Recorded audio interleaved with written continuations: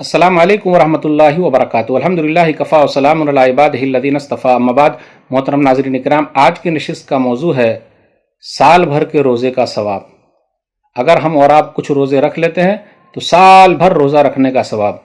वो कितने रोज़े हैं, आइए ज़रा देखें। एक हदीस के अंदर आया, सही मुस्लिम किताब सियाम, हदीस नंबर 1164।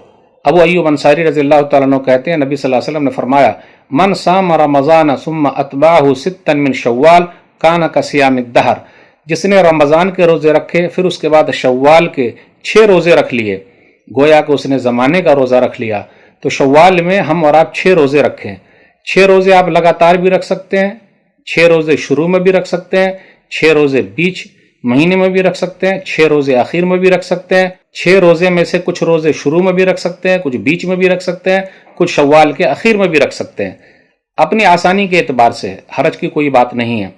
तो याद रखिएगा, अगर हम और आप देखें, मैं एक हिसाब के लिए बता रहा हूं कि नेकी 10 गुना बढ़ती है।